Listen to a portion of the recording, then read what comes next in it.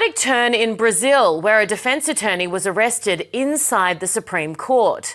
Legal experts say it's unprecedented. Human rights groups call it an attack on democracy. Critics warn Brazil's judiciary has crossed the line, from law enforcement into lawfare. Now, a growing chorus says dissent is being criminalised and free expression is under siege. So what's really going on? I was coming often to the United States, and some radical left-wing politicians from the same party of the current president, Lula da Silva, they asked the Attorney General to seize my passport and also to arrest other journalists, Brazilian journalists that is living in the United States, Paulo Figueiredo. And but the thing is, when all of that was going on, I was in the United States, and they didn't know about that. It was during the Carnival holiday. So when they asked for the Attorney General to seize my passport, the justice from the Supreme Court, Alexandre de Moraes, got the case to him and gave 5 days to the Attorney General to answer this question, yes or no question, very simple one, to seize my passport. So when they discovered that I was in the United States, the Attorney General did not answer Moraes within 5 days. I start to delay my trip back to Brazil, and the Attorney General never answered this question, this request from Alexandre de Moraes. So after 18 days, I decided that it wasn't safe to go back to Brazil, because in the case that they seize my passport, automatically they would put me in the same investigation of Elon Musk. Elon Musk is under investigation in Brazil. It's called the Fake News Inquiry, on the hands of Alexandre de Moraes, or maybe in the investigation about the January 8th coup d'etat that I call the Disneyland coup d'etat. I can explain that better later. And after I announced, I did a video saying that I'm going to exile myself with my family in the United States. And right after that, in 2 hours, so the Attorney General answered the request from Alexandre de Moraes, saying that he was not going to seize my passport. And at the same days, Alexandre de Moraes dismissed the case, saying that my activities in the United States wasn't illegal. It is clear that it's not illegal. What I'm doing here is a congressman work, trying to get some support from outside. It's a thing that all of the left-wing politicians in Brazil did in the past when Bolsonaro was the president of Brazil and things like that. But the problem is, even dismissing the case, everybody knows that Alexandre de Moraes can, from one day to the other, seize my passport, put me on investigation that he controls, because he did that in the past. Not always Alexandre de Moraes follow the orders of the Attorney General. Only to give you one example is the Felipe Martins case, the former special advisor for President Bolsonaro. He was arrested for more than 6 months. And twice, the Attorney General asked Alexandre de Moraes to release him, to let him go free.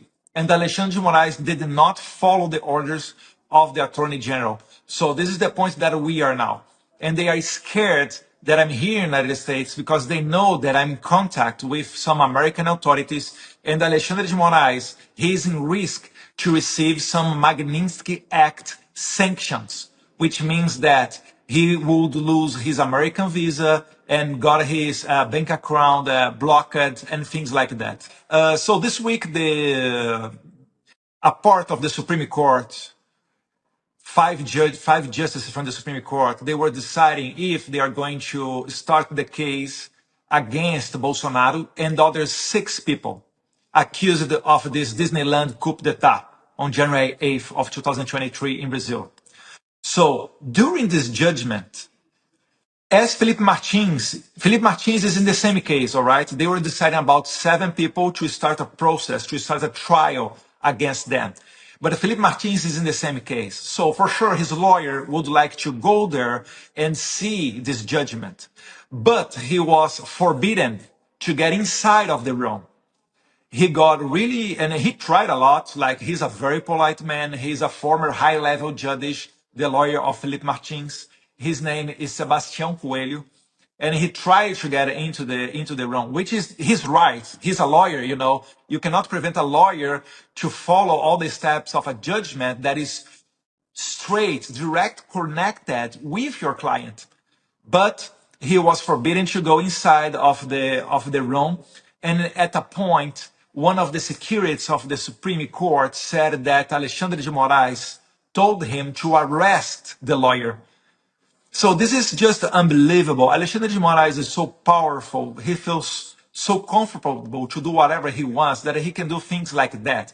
And the whole world is watching.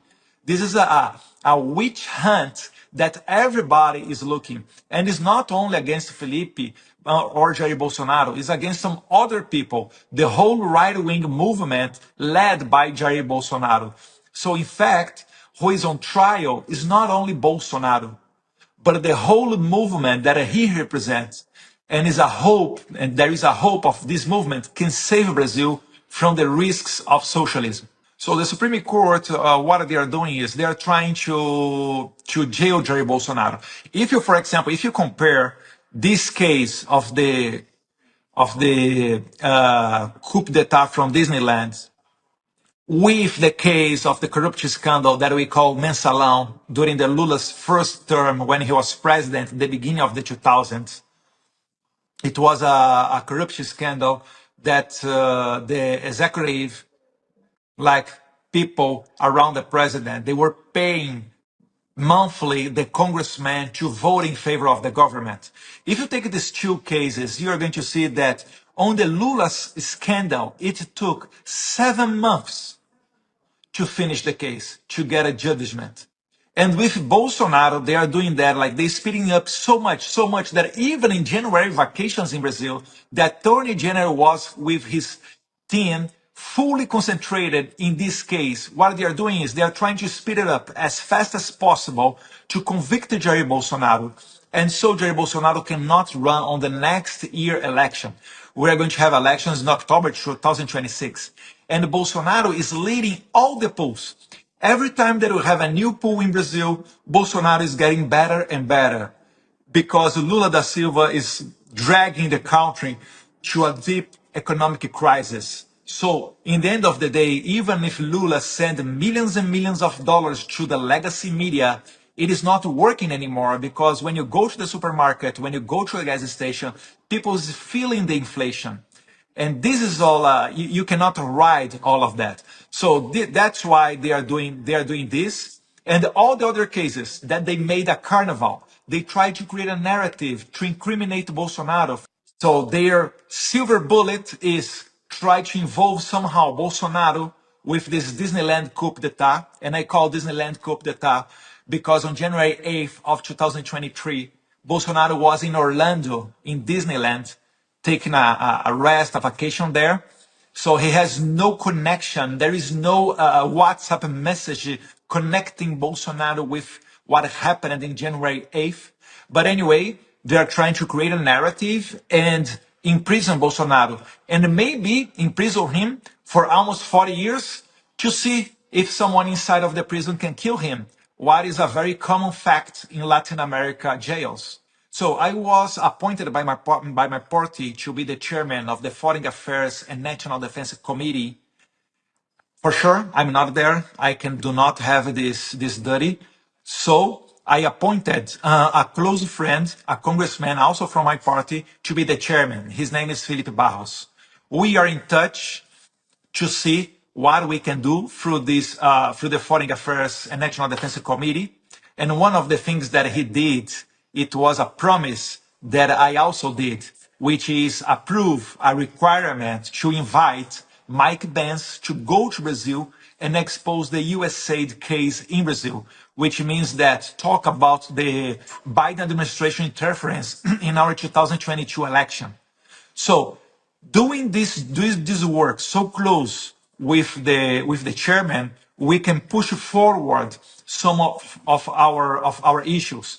But on the other hand, I think my main work here in the United States is bring clear and precisely information to everybody in the Congress and in the White House, so we can create the right atmosphere to sanction Alexandre de Moraes. Because the problem is Alexandre de Moraes violated a lot of human rights. He arrested Felipe Martins when he knew that Felipe Martins did not run away to United States in December of 2022. He arrested more than 1,000 people on January 8th. One of them, his name is Clésio, died in prison after the Attorney General asked Alexandre de Moraes to do not to let he go free and answer the trial freely. So you have a bunch of other things, and I'm not even talking about censorship that we had in 2022 elections, which was the main problem that Elon Musk, with a lot of courage, faced Alexandre de Moraes. And then he opened the emails that at that time Twitter changed with the Supreme Court and with the Electoral Court, with the Justice Committee of the US Congress. And in this case, he was showing how Alexandre de Moraes was ordering Twitter to censor, to block some profiles, conservative profiles in his social platform, and saying to Twitter, do not tell the blocked users that these orders were coming from Alexandre de Moraes. So this is all the atmosphere that is very clear. If we bring this information to the US authorities, they will apply the Magnitsky sanctions against Alexandre de Moraes. And this is a real message that can avoid the other 10 justices of the Supreme Court to keep it going on with censorship and human rights violations. Because no one wants to have their bank accounts blocked or lose their American visas. Most of the justices of the Supreme Court in Brazil, they have kids studying in the United States, they have apartments in the United States, they have banking accounts in the United States, and they really do not want to lose that. So to finish with this answer, the thing is, we need a higher force, we need a bigger power to come on the head of Alexandre de Moraes to tell him, okay, that's enough, stop with all of that, because you have someone here that is more powerful than you. And I'm sure that Trump's administration, they are fully concentrated, they are fully capable to do that. All of the social media platforms blocked during the 2022 elections was from right wing. There was one radical left wing platform that was blocked. It was from the PCO, Partido da Causa Operária. It's like a workers' cause political party. And they are really radical left. And these people, they were criticizing also Lula da Silva during the 2022 election. And they also got blocked during during the 2022 election. So it doesn't matter who you are. If you criticize Lula, if you criticize the Supreme Court, you can face very strong problems in Brazil. What we are seeing is a witch hunt. This is not only about Brazil. We are also looking at in other parts of the world. And about the judgment of my father, President Jair Bolsonaro, it's not only him that is going on trial. He's going on trial in name of the whole political movement that he's leading. We had, if you go to YouTube, please watch that, the huge rallies that Bolsonaro is doing on Copacabana Beach. We are going to have other one in the beginning of April in São Paulo that will be for sure even bigger. So even with the threats of the repression, people is going to the streets because they cannot support anymore this kind of censorship, this kind of dirty game, sending people to the jail. People is getting angry with that and protesting on the street. And I hope the whole world is watching that. This is what we are trying to do in Brazil, trying to save our democracy. And we do expect that in a point, United States, the Trump administration will sanction Alexandre de Moraes and stop all of that. We do not want privilege to Bolsonaro family or to any right-wing politician. We only want a normal democracy where the opposition can say whatever they want with no risk to seize the passport, to freeze the banking accounts, or even go to jail because Alexandre de Moraes.